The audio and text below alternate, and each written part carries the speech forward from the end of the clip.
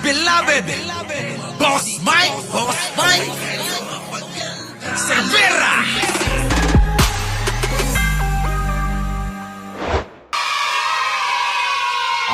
Eto na mga kababayan ko. Naku, grabe ito. Matindi ito mga kababayan ko. Matindi. May isa na naman daw rigodon sa administrasyon at siyam na cabinet officials ang posibleng malaglag umano. Ano naman kaya ang sagot ng Malacanang dito? Narito ang agenda report ni Leanne Bustillos.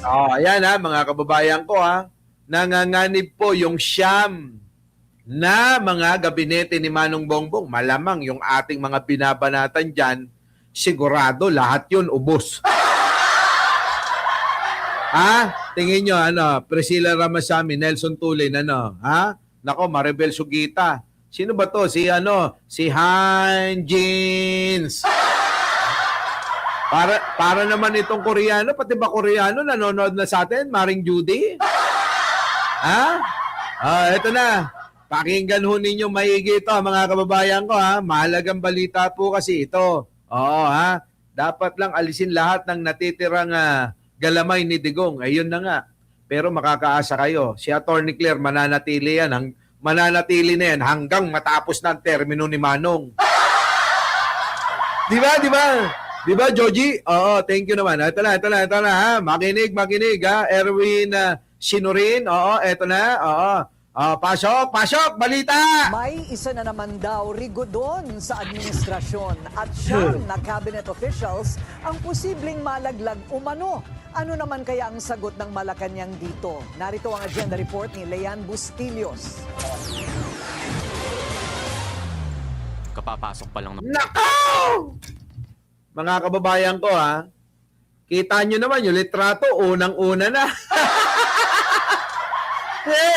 Hoy, mga kababayan ko, kita nyo yung mataba. Ito yung sinasabi ko sa inyo na ginagamit ang pondo ng bayan para sa sarili niya lang. Yung pong bumili ng titulo sa World Health Organization. Binili niya yung titulo ng pagiging presidente doon na wala naman tayong pakinabang. Ito, yung matabang mukhang yan. Diba? Sasabihin na naman ni Liban, bakit ka sa itsura ka tumitingin? Anong itsura? Sinasama ko lang para hindi makalimutan ng tao. Bakit pag sinabi kong gwapo, maniniwala sila? Minsan, alam nyo, minsan tong si Libayan, engot-engot din no? Libayan, isipin mo, kapag sinabi ko pa, tandaan nyo yung itsurang ganito, si Herbosa ay masisibak na. Etong ganyang gwapong-gwapo, matatandaan ba ng tao yon? Diba? Hindi matatandaan yon. Kaya sinasabi ko, dinidescribe ko lang. Tama ba? Mga kababayan, masama bang i-describe yung mukha niya? Yung mukha niya. Tignan nyo naman, talagang lumolobo, di ba? Parang kayo, ni ikaw, si Libayan, si Banat Bay, tsaka si Mangusin. Diba? Mas madaling matandaan ng tao kapag sinabi ko kayong tatlo magkakamuka. Tama, mali? Yun ba nakatingin sa itsura? Pag sinabi ko kung magkakamuka kayong tatlo? Tama ba? Adiktos. Siyempre, para mas madali nila kayong matandaan. Yung ginagawa kong yun, ipagpapakilala ko sa inyong lahat. Ano masama doon? Sige nga, basahan mo nga ako ng nasa batas na pinag-aralan nyo. Kung merong nagsasabing masama, ang alin, pagsasabi ng mga magkakamuka.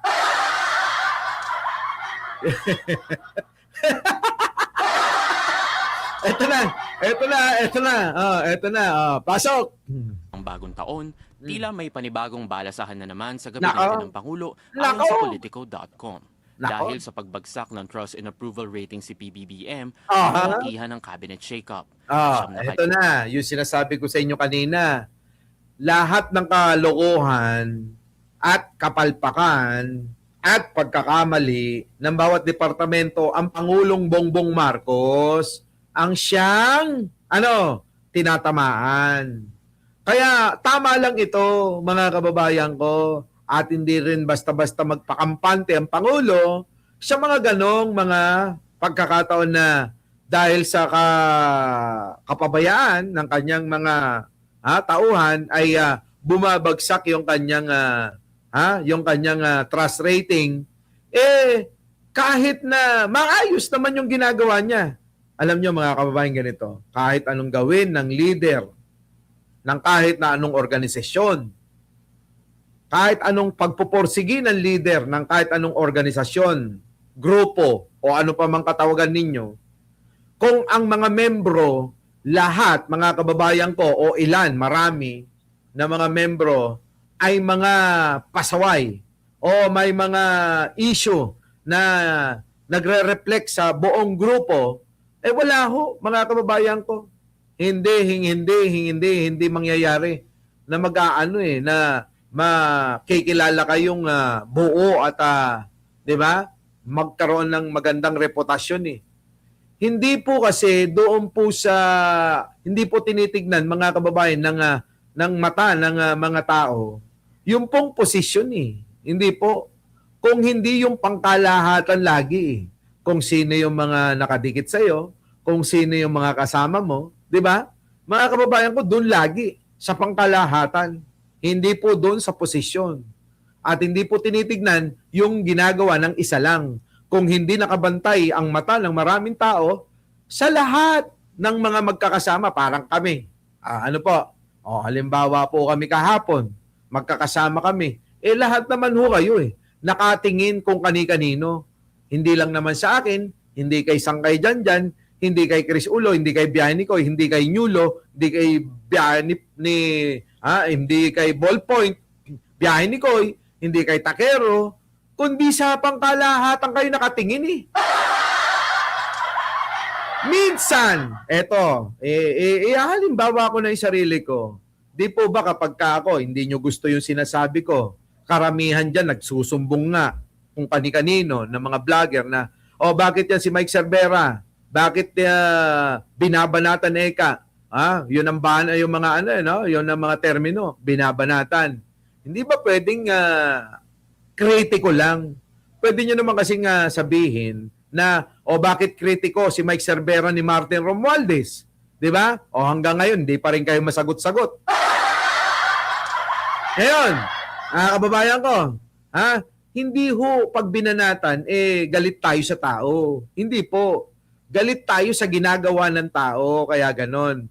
Dahil naapektuhan ang Pangulo at nadadamay sa ginagawa ng kung sino yung mga tinutuligsa natin. Yun po yun. Tama ba? Nako. Kasi mga kababayan, mali po yung 2026 na ho ngayon. Opo.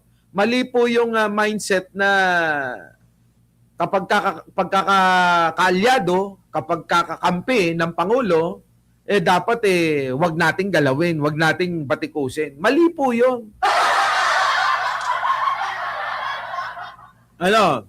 Mali po yun. Hindi porke kakampi, hindi porke Delia Rosario kasama ng Pangulo bawal batikusin. Yung mga ganong pag-iisip, mga kababayan, medyo hindi ko kinabibiliban yan. Sa totoo lang, kasi mga kababayan ko, ang Pangulo ay iba sa kanyang mga tauhan, iba sa kanyang mga empleyado, iba sa kanyang mga gabinete. Magkakaiba sila ng utak. Karamihan dyan, pansariling interest nga lang yung kanilang pakay Diba? Eto na. Lihim ang nanganganib umano. Kabilang sa siyam na ahensya ang Departments of Health, Education, Unang-una mga kababayan Ito, tingnan nyo. Unang-una mga kababayan ko, di ba? Jemeg, ito na. ahensya ang Departments of Health, Education, Foreign Affairs, Tourism, Transportation, Information and Communications Technology, Public Works and Highways, Economy, Planning and Development, at Bureau of Customs. Yan. Isa-isayin natin mga kababayan ko, Yung mga nabatikos natin dito, eto Department DOT, Department of Transportation. Tingnan nyo mga kababayan ko ha. Hindi, umpisa natin at malabo mata ko eh. Game. Kabilang sa siyam na ahensya ang Departments of Health, Department of Health. Binatikos natin to ng tuloy-tuloy. Last year. Bakit ngayon lang ho nakita ng Pangulo? Kasi naman, sabi ko sa inyo, kabisihan nun. At least, nagsasalita tayo na merong minsan, baka sakali lang. Parang sa atin, sa probinsya, impalapal, na parang ibinato natin, bahala na kung tumama, yan, ito, mga kababayan ko, tumatama na eh. Di ba? Sabi dito ni para kahit papano di na ulitin ang mali na pinaggagawa. Hindi na nga mauulit 'yan. Aslala impalapal ngayat, barbarang may salat kunadangay. Sabi na Alicia Duran, herbosa. Bakit? Sige nga, 'di ba, ang dami nating kritiko diyan. Mga kababayan ko, ang dami nating mga kritiko. Yung mga iba, yung mga sumasampid, kay Manong Bongbong na piling mga genius ang datingan. Sabi ba naman mga kababayan ko, bakit binabanatan kung totoo talagang yan loyal kay kay Pangulong Bongbong bakit binabanatan si Herbosa? Alam nyo, yung ganon, Dimples Smirnoff, Delia Bernardo, Nanako Friday, mga kababayan ko na bababaan ako sa kalidad ng pag-iisip Lovely Dominguez, ang baba ng kalidad ng ganong pag-iisip. Mababaw. Paano ngayon ito? Ito na daw, nanganganib. Ito nga, DOH. Sino ba itong DOH? Ito yung Herbosa, mga kababayan ko. Di ba? Ito itong si Herbosa, mga kababayan ko, ito yung sinasabi ko. Saan ka naman nakakita ng ganyang klase na membro ng gabinete, gabinete ba? Lumalabas ng pagkabisaya ko ba? Membro ng gabinete ni Manong Bongbong, putik nang yan, nagpapa-beauty contest. At pag may nanalo sa beauty contest, gagawing empleyado at laging kasama pa. Siyang ka pa. Ba'y ginawa na para bang, parang syokayan? Yung mga taga-Japan, alam nyo to. Para bang ginawa na yung DOH na syokayan ng mga magiging trip niyang babae. Diba? Tama ba, Maring Gina? Para pang ginawang syokayan ni Herbosa yung Department of Health para sa mga matitipuhan niyang babae. Kita nyo? Eto pa, mga kababayan ko. Ginagamit ang mga platform para pasikatin lang ang sarili. Sarili lang iniisip. At gamit ang pondo ng bayan, pera natin. Tulad ng alin, yun na nga, yung sinabi ko kanina, siya, pagiging presidente niya, sa World Health Organization. Kita nyo, mga kababayan ko, ginamit ang pondo natin, daang milyon, o kulang-kulang bilyon. Kita nyo mga kababayan ko, kulang-kulang, halos bilyon yung ibinabayad. Sino magtatamasa nun? Ano ngayon kung maging presidente ka dyan? Diba? Ingitano!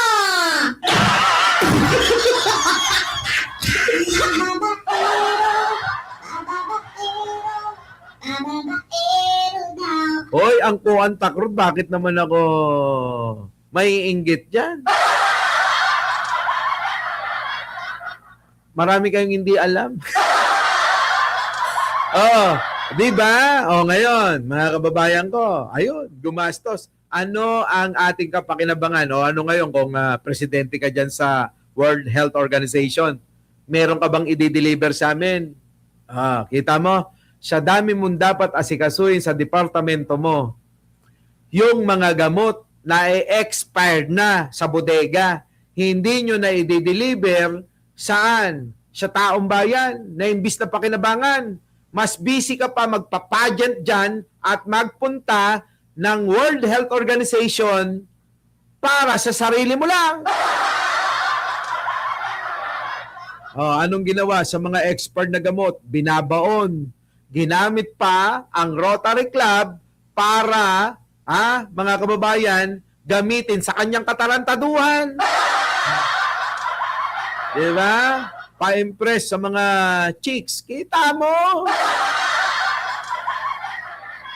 Tayo ba kailangan pa natin magpa-impress, mga kababayan? Ako, hindi ko na kailangan yan. Oo. Hindi na natin kailangan yan, mga kababayan.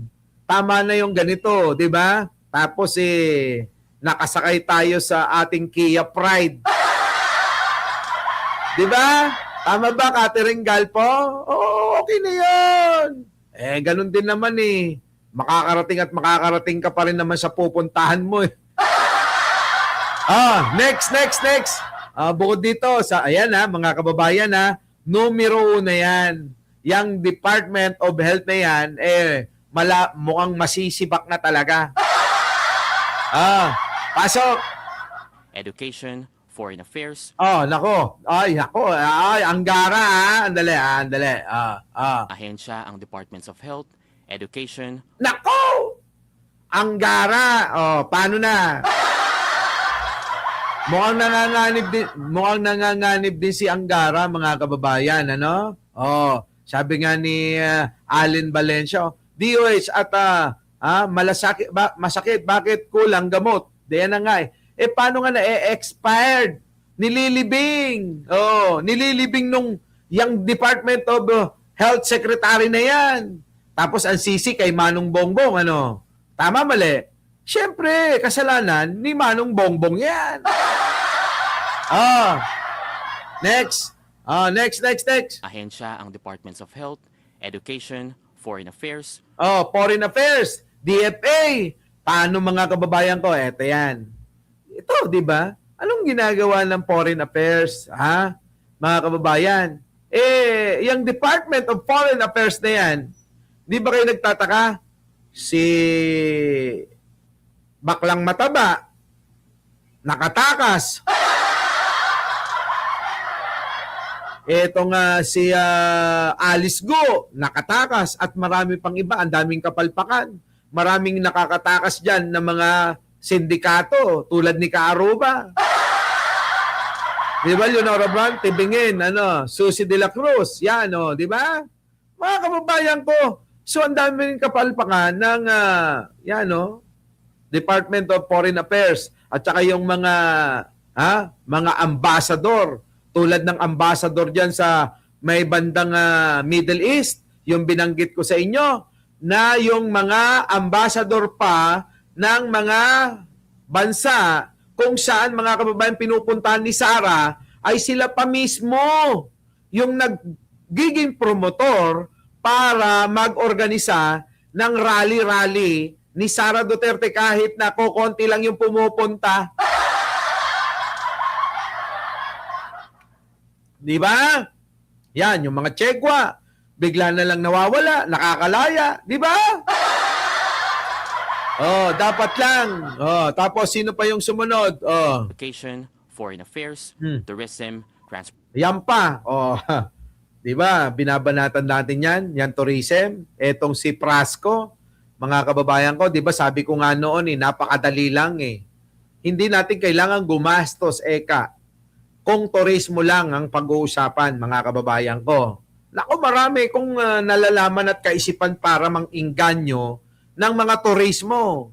Sabi ko nga yung Dolomite Beach ni Digong, walang silbi yan walang dating talaga yan. Unang-una, mapanganib sa kalusugan ng tao. Ikalawa, hindi magtatagal yan. Kasi tuloy-tuloy yan, unti-unti lalamunin ng dagat. Mas maganda pa rin, mga kababayan, kung ano yung natural na itsura ng ating Manila Bay, yun na dapat. Hindi dapat nababago yun. Bakit kanyo, mga kababayan ko? Kasi yun yung natural na kalikasan. Tama ba? O anong ginawa nila mga kababayan ko? Meron bang bago sa Department of Tourism? Meron ba? Sige nga ho, paki-explain nga po kung meron. Kasi hindi naman natin sila maramdaman. Tingnan nyo, yun at yun pa rin. Ang Boracay, ganun pa rin. Ang daming magagandang mga tanawin sa Pilipinas, hindi ho na-promote ng maayos. Oo, siguro kung kayo mga kababayan katulad ko, na bumabiyahe ako sa iba't ibang bansa, hindi po para po ako ay maglamyerda lang. Kung hindi mga kababayan, bumabiyahe ako kasi ako'y nag-aaral, tinitignan ko kung ano meron sila, kung bakit maraming mga turista at kung ano meron sa kanila. Alam nyo mga kababayan ko, sasabihin ng bakit ka nandito, gagayahin mo to. Walang masama sa panggagaya. Tandaan nyo ha. Tandaan nyo to, walang masama sa panggagaya. May bansa na dyan na yumaman sa panggagaya. Tignan nyo China. Ano bang ginawa ng China? Manggaya lang ng manggaya, pero bakit ang yaman-yaman nila? Diba mga kababayan ko? Ang yaman-yaman! Ng alin? Ng China dahil sa panggagaya. Masama bang gumaya? Hindi. Kung ikauunlad ng bansa, bakit masama? Eto yan. Kung ganun ang naisip nila, naayos, diskarte, at pamamaraan, ay gamitin mo yung iyo. Idagdag mo pa yung kaalaman mo, siya kaalaman na nabuo nila. Ay, di mas angat ka. Di po ba? Ganun lang ho yun kadali Kaya nga mga kababayan ko, eto sabi nila paring Joji ba yan ano ka ba? Babae. Karo ba? Alam mo to. Bakit kaya si Mike Cervera, si Mangusin lang naman ng kino-content niyan dati. Di ba Karo ba? Bakit biglang napunta sa politika? Kasi mga tapos biglang biglang nakilala, sabing ganon. Bakit biglang sumikat yung lintik na yan? Maraming nagsasabi ng ganon. Alam nyo, huwag kayo maiinggit sa kung ano yung a-achieve ng kahit sino, kahit hindi ako.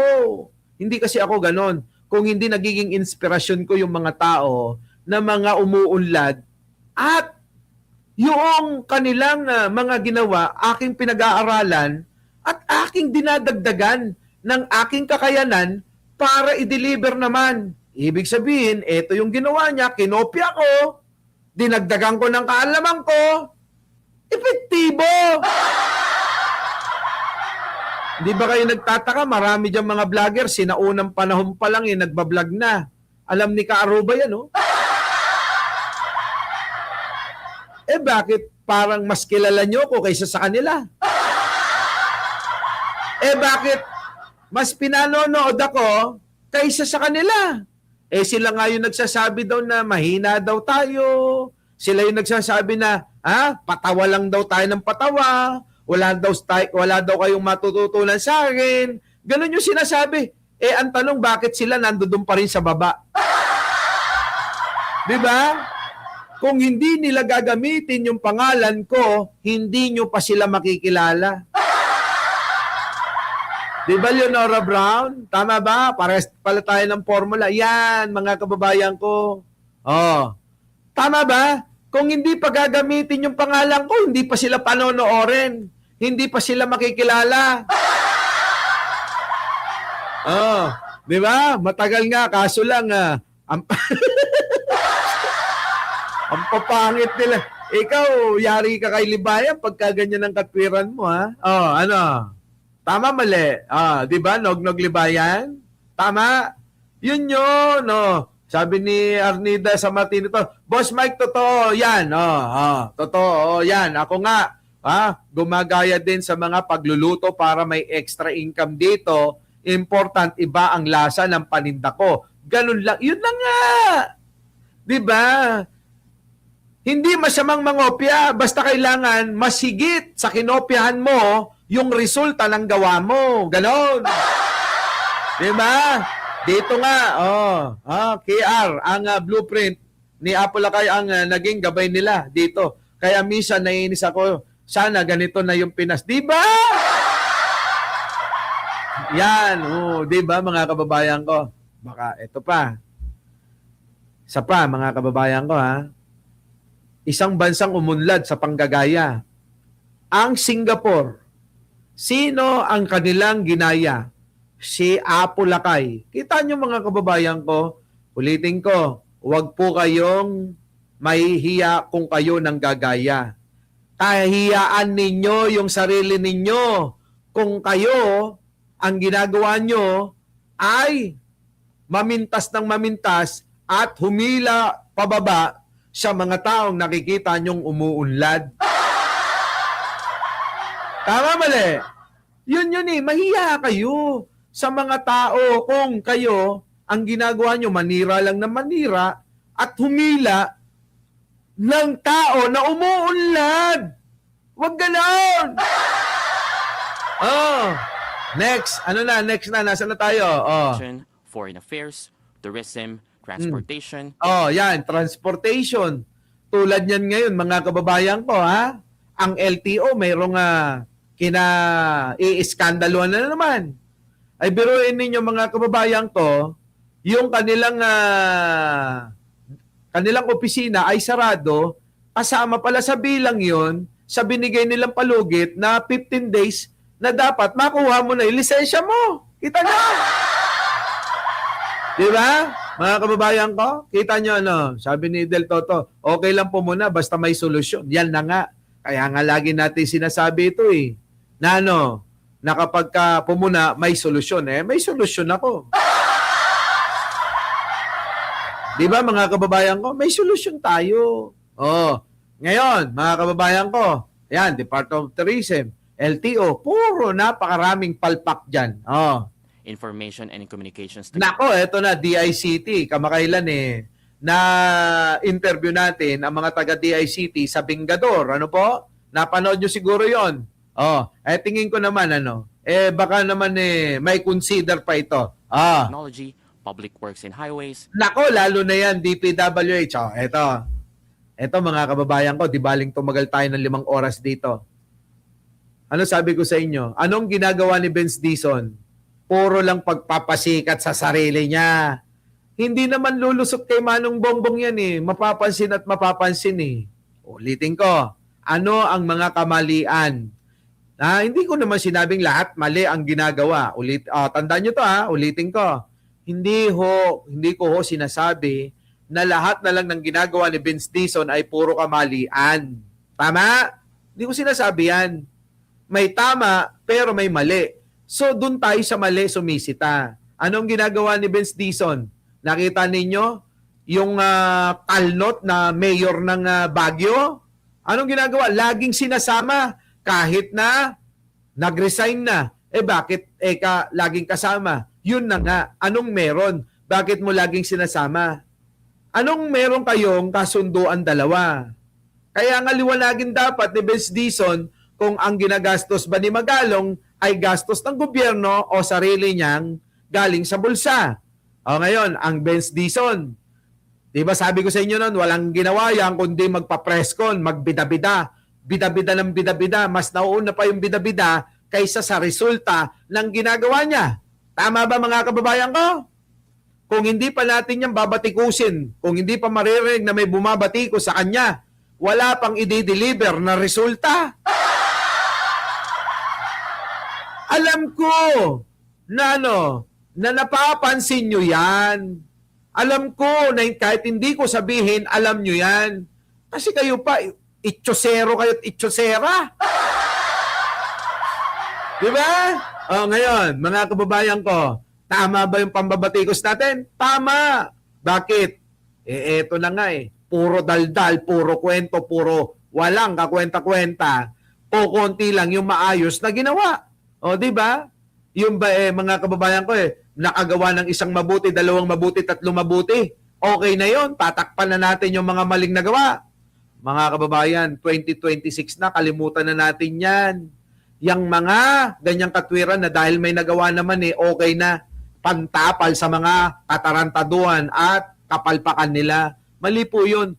Para sa akin, ang aking pananaw dyan, bilang ikaw ay lingkod bayan, bilang ikaw ay tumanggap na magsilbi ka sa bayan, dapat 99% maging accurate ka at maging tama lahat yung ginagawa mo para sa mga tao. Di ba? Tama ba mga kababayan ko? Kasi may ganung mga katwiran eh. Tignan nyo mga kababayan ko, parang yung katwiran ng mga DDS. Ano yung katwiran, Boss Mike? Our beloved Boss Mike Cervera.